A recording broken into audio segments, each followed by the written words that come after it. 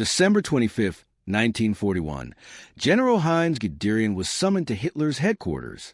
He had been urgently recalled from command of the 2nd Panzer Army in Russia. Guderian was 53 years old. He was the German Army's most brilliant tank commander, known by the nickname Fast Heinz. He was the architect of Blitzkrieg doctrine. He had crushed Poland. He had shattered France. And now in Russia, he was fighting at the gates of Moscow. But he was no longer advancing. He was retreating. And this was unacceptable to Hitler. When Guderian appeared before Hitler, he saw the anger on his face. The greeting was cold. There was no courtesy. The matter was addressed directly. Hitler knew that Guderian had given withdrawal orders without consulting Berlin, solely on his own initiative, and this was something Hitler would never accept. The meeting was short and painful. The decision had already been made. Guderian was immediately relieved of command of the 2nd Panzer Army that day. When Guderian left headquarters, he was in shock. His 20-year career had ended in an instant. Germany's most successful tank commander had been dismissed on Christmas Day. But the real irony was this. 12 days later, on January 6, 1942, the Moscow front would begin to collapse. Hitler's no-retreat order would result in disaster, and Guderian's warnings would prove correct. But by then it would be too late. Guderian was gone, and the German army before Moscow would become a victim of Hitler's stubbornness. So what exactly had Guderian done? Why had Hitler relieved him of command? And what happened 12 days later? The answers lay in the freezing cold of December 1941, in the desperation before Moscow. Before continuing the story, please hit the like button. It helps us reach more people with these forgotten stories. If you're new to this channel, subscribe and turn on notifications. Now, let's get back to the story. November 1941. Guderian's 2nd Panzer Army was attacking from south of Moscow. Operation Typhoon, the operation to take Moscow. It was Hitler's dream to finish Russia in 1941 before winter came. But winter came. In early November, snow began to fall. Temperature dropped. -20 degrees. Then -30. Then -40. Guderian's tanks were freezing. Engine oil was solidifying. Tracks were sinking in mud. Soldiers were freezing to death because there were no winter clothes. Berlin hadn't made winter preparations because Hitler had believed the war would end in autumn. On November 15th, Guderian launched the last major attack on Tula, the key city south of Moscow. If Tula fell, Moscow could be besieged, but Tula didn't fall. Soviet defense was tough. On November 25th, Guderian stopped the attack. He could advance no further. Casualties were heavy. Frostbite cases were increasing. Tank numbers had decreased by 60%. Guderian sent a report to Berlin. He explained the situation. He wrote that reaching Moscow was impossible. Winter conditions were unbearable. Withdrawal should be considered. The answer from Berlin came cold. No retreat. Attack. Moscow will be taken. On November 30th, Guderian tried again. One last move. But the Soviet counteroffensive began. Stalin launched the fresh troops he had saved for winter into attack. Units coming from Siberia, accustomed to cold, well-equipped. They had winter clothing. Guderian's units were repulsed. For the first time, he went on the defensive. For the first time, he lost position. On December 1st, Guderian made a dramatic decision. He completely stopped the attack. He went on the defensive without informing Berlin because he knew permission would not be granted. But this wasn't enough. Soviet pressure was increasing. More each day. Guderian understood that defense alone wouldn't be enough either. Withdrawal would be necessary. December 5th, 1941. The Soviets launched a major counteroffensive across the entire Moscow front. From the north, from the center, from the south. Simultaneous, coordinated, powerful. German units were shocked. It hadn't been thought the Soviets had this much strength. It hadn't been calculated that Stalin would have this many reserves. In Guderian's sector, the situation was critical. Soviet units were attacking from flanks. There was danger of encirclement. Units were tired, frozen. Morale was exhausted. On December 8th, Guderian held a meeting with his commanders. The situation was assessed. The conclusion was clear. Withdrawal was essential.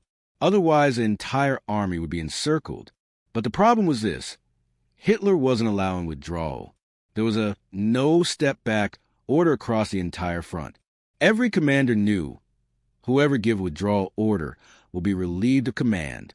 Guderian faced a dilemma. Either he would obey Hitler's order and push his army into annihilation, or he would withdraw and it would be the end of his career. On December 9th, Guderian sent a message to Berlin. He explained the situation in detail. He gave the numbers. He wrote that withdrawal was mandatory. He requested permission. The answer came from Hitler. Short and cold. No withdrawal. Stay in place. Defend. December 10th. Soviet pressure increased. One of Guderian's units faced the danger of encirclement. If immediate action wasn't taken, the division could be destroyed. Guderian made a decision.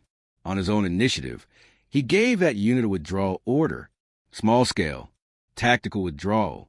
But it was still contrary to Hitler's order. He didn't even send a report to Berlin, because he knew it would be rejected. December 12th. The situation worsened further. Other units were also in danger. Guderian gave more withdrawal orders. It was no longer secret. Berlin would notice. December 13th. Hitler received the news. He went mad with rage. He learned that Guderian had given withdrawal orders without permission, without reporting. Hitler sent an urgent message. All withdrawals must stop. Return to positions. Defend. Guderian received the message, but he didn't comply. Because if he complied, thousands of soldiers would be encircled. They would die. They would be captured. December 14th, Guderian gave a larger withdrawal order. It was no longer at the tactical level. It was strategic withdrawal. The entire 2nd Panzer Army was withdrawing 20 to 30 kilometers. This was open disobedience. It was defying Hitler's direct order. December 15th, an order came from Berlin. Guderian was summoned to headquarters. He would give an account. Why did Guderian take such a risk? Why did he defy Hitler's order? The answer lay in his military philosophy and the realities he saw. Guderian's military philosophy was based on movement. He was the creator of Blitzkrieg. Speed, maneuver, flexibility. These were his principles. Static defense was contrary to Guderian's nature. In December 1941, Guderian saw this. The Moscow offensive had failed. It was no longer possible to go forward. Winter had come. The Soviets were strong. The only rational choice was controlled withdrawal. But Hitler thought differently. Hitler's logic was based on will. Withdrawal was weakness.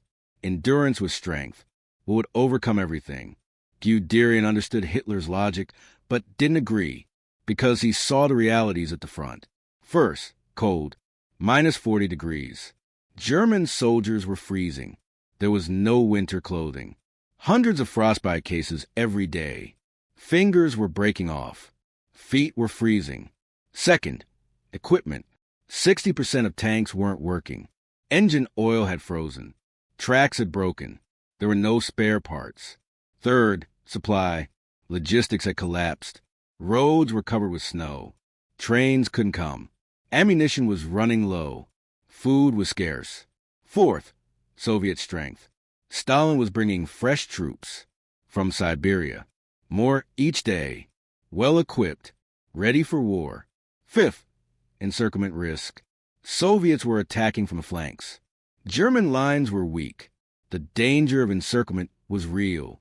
Under these conditions, Hitler's stay-in-place order meant mass annihilation. Guderian saw this, and he couldn't accept it as a matter of conscience. Guderian later wrote, Hitler didn't see the front. He didn't feel the cold. He didn't see the soldiers freezing to death. He only saw the map, and on the map, withdrawal meant defeat. But in real life, withdrawal meant survival. Guderian also knew the historical example. Napoleon in 1812 couldn't withdraw from Moscow. He lost his army. Guderian didn't want the same mistake repeated. December 16th. Guderian didn't go to Berlin. He used illness as an excuse. In reality, he didn't want to leave the front. He didn't want to abandon his army. But at the same time, he continued the withdrawal. A little more each day, controlled, orderly, but despite Hitler's order. December 17th, Hitler became very angry. He sent a direct message to Guderian. Either come to Berlin or you'll be relieved of command. Guderian replied, I need to be with my army. I cannot come. Hitler's response was cold. Then a deputy will be appointed. You come. December 18th. Soviet pressure increased even more. Several divisions of the 2nd Panzer Army were in serious danger. Guderian gave more withdrawal orders. There was no longer any attempt to hide. He was openly defying Hitler's order, and he knew the consequences. December 19th, Hitler made another move. He relieved Field Marshal von Brauchitsch, commander of the entire Eastern Front, from duty. He took his place himself. Hitler was now directly the army commander. The message of this move was clear. Hitler no longer trusted generals. He would control himself, and he wouldn't accept disobedience. December 20th, Hitler sent an ultimatum to Guderian. Either stop the withdrawal and retake positions, or you'll be relieved of command. Guderian replied, retaking positions is impossible. The Soviets are too strong. Withdrawal must continue. Hitler's answer was one word, you're relieved, but it wasn't official yet. Because Guderian hadn't gone to Berlin, there had been no face-to-face meeting. December 21st, Guderian could no longer endure. He decided to go to Berlin. But before leaving, he did one last thing. He gave withdrawal plans to all unit commanders. Even if he left, the withdrawal would continue. December 22nd, Guderian set out for Berlin, by plane, from the freezing cold of Russia to Germany's relatively warm air. During the journey, he thought, his career was probably ending, but he had no regrets. He had done the right thing. He had saved his soldiers. December 23rd, Guderian arrived at Rassenburg. At Hitler's headquarters, there was a cold reception. Courtesy was at minimum level. December 24th. Waiting. Hitler was busy. Guderian was kept waiting. It was psychological pressure. December 25th. Christmas Day. Guderian was finally brought before Hitler. The meeting lasted about an hour. The details aren't fully known, but the result is clear. Guderian was relieved of command. Hitler's justification was clear: disobedience, giving withdrawal orders, acting without permission. Guderian defended himself. I saved the army. I avoided encirclement. I saved thousands of lives.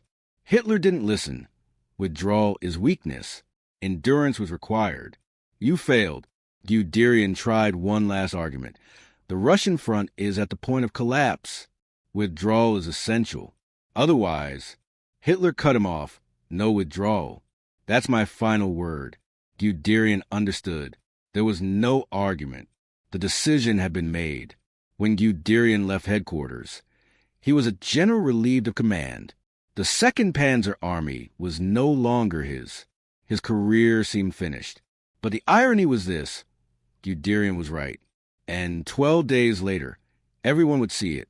January 6, 1942. Exactly 12 days later. On the Moscow front, the situation turned to disaster. In Guderian's former 2nd Panzer Army, the new commander was trying to implement Hitler's stay-in-place order. But the Soviet pressure was so intense that he could no longer hold. On January 6, the Soviets launched a major encirclement movement. 2 divisions of the 2nd Panzer Army were surrounded. The escape route was cut off. If Guderian had withdrawn, these divisions would have been in safe positions. But because of the stay-in-place order, they were encircled. They resisted inside the encirclement for 7 days. Ammunition ran out. Food finished. The wounded couldn't be evacuated. On January 13th, the encirclement was broken, but the cost was heavy. 40% of the 2 divisions were lost. 12,000 soldiers. Dead, wounded, captured. If Guderian had withdrawn, these 12,000 soldiers could have been saved. But Hitler's stay-in-place order led to their deaths. And this was just the beginning. January-February 1942. Across the Moscow front, Hitler's no retreat order was producing disastrous results. Other units were encircled. At Demyansk, 100,000 soldiers were surrounded. They remained under siege for 2 months. They were supplied by air, but casualties were heavy.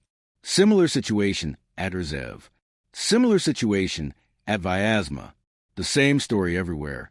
Hitler said stay in place. The Soviets encircled. German units suffered major losses. Generals sent reports. Withdrawal is essential. Otherwise, there will be more encirclements. Hitler refused. He refused them all. The stay-in-place order didn't change. By the end of January, casualties on the Eastern Front were terrible. More than 100,000 soldiers lost. Most of these were due to freezing and encirclement. Generals were talking among themselves. Guderian was right. Withdrawal was necessary. But Hitler didn't listen. Now we're experiencing disaster. In mid-February, some officers around Hitler gathered courage. They tried to explain the facts to him. Withdrawal is sometimes necessary. To avoid the risk of encirclement, Hitler's reaction was harsh. Withdrawal can never be accepted. Whoever suggests withdrawal will be relieved of command. And indeed, in January-February, dozens of generals were relieved of command. Reason: giving withdrawal orders, or suggesting withdrawal. Hitler's message was clear. Will overcomes everything. Endurance is mandatory. Withdrawal is betrayal. But at the front, soldiers were dying because of Hitler's stubbornness. Spring 1942. The Moscow front was finally stabilized, but the cost was terrible. Between December and March, more than 250,000 German soldiers lost. Dead, wounded, captured, missing. Military historians later asked, how many of these losses could have been prevented? Answer: a significant portion. If controlled withdrawal had been made in mid-December, as Guderian proposed, encirclements could have been prevented. Defense lines could have been shortened, logistics could have been improved, casualties could have been halved. But Hitler refused. He relieved Guderian of command. And the result: 100,000 to 150,000 unnecessary losses. In the memoirs Guderian later wrote, this issue took a central place.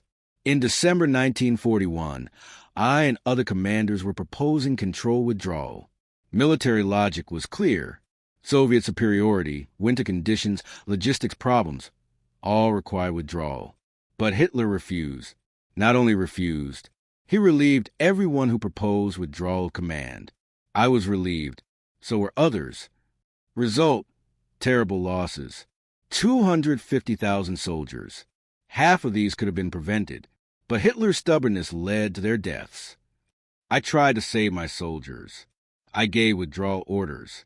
I avoided encirclement. I saved thousands of lives. And for this, I was relieved of command. But I have no regrets, because I did the right thing. I listened to my military conscience, not Hitler's irrational order. Guderian's vindication was repeatedly confirmed in 1942 to 1945. Hitler's no retreat order led to disaster at Stalingrad. The Sixth Army was encircled, destroyed. 300,000 soldiers. Similar story in Africa. Rommel wanted to withdraw. Hitler refused. Result: 250,000 soldiers captured in Tunisia. Similar story in Normandy. Generals wanted to withdraw. Hitler refused. Result: major encirclement at Falaise. Every time the same pattern. Hitler said no retreat. Generals warned. Hitler didn't listen. Result: disaster. And it all started with Guderian. December 25, 1941. The first general to oppose Hitler's irrational order. And he received his punishment. Guderian's relief from command on December 25, 1941, was a turning point in World War II history. For the first time, Hitler gave priority to his own will rather than military logic, and the results were disastrous. 12 days later, on January 6, 1942, the Moscow front began to collapse. The encirclements Guderian had warned about occurred. The cost of the stay-in-place order was heavy. Guderian was right, but he was right too early. Hitler didn't listen to him in 1941. Didn't listen in 1942, didn't listen in 1943. Only in 1944, when it was too late, he recalled Guderian, made him chief of the general staff. But by then, Germany was already losing. Guderian's genius could no longer prevent disaster. It could only delay it. Guderian surrendered to the Americans in 1945. He wrote his post-war memoirs. In his book Panzer Leader, he described the December 1941 events in detail. Hitler relieved me on December 25th because I gave withdrawal orders to save my soldiers. 12 days later, my prediction proved correct. The front collapsed. Encirclements began. Casualties were terrible. If Hitler had listened to me, if controlled withdrawal had been made in mid-December, maybe 100,000 soldiers could have been saved. But Hitler didn't listen. He believed war could be won with will. Facts, numbers, logistics, these weren't important. Only will. And this belief destroyed Germany. When military historians study Guderian's relief from command, they draw several critical lessons. First, when political leaders ignore military realities, disaster is inevitable. Hitler didn't see the front. He only saw the map. And on the map, withdrawal looked like defeat. But in real life, withdrawal was survival. Second, commanders know best in the field. Guderian was before Moscow. He felt the cold. He saw Soviet strength. Hitler in Berlin didn't know these things. But he still trusted his own judgment rather than Guderian. Third, was important but not sufficient. Hitler believed everything could be overcome with will. But modern warfare requires logistics, equipment, numbers. Will cannot replace these. Fourth, withdrawal is sometimes the wisest decision. Guderian understood this. Withdrawal wasn't weakness. It was strategy. Preserve forces, reorganize, then fight again. But Hitler never understood this. Fifth, punishing commanders doesn't change realities. Hitler relieved Guderian. But the Moscow front's problems weren't solved. The warning voice was just silenced. And the problems continue to grow. Guderian's story is also a tragedy.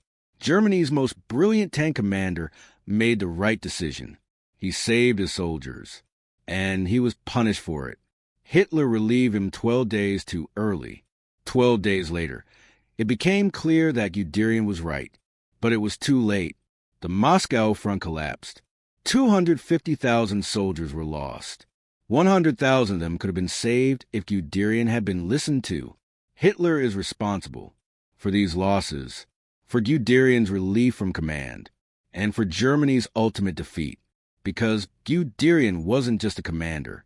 He was a symbol of military professionalism, a symbol of respect for facts, a symbol of the value of soldiers' lives.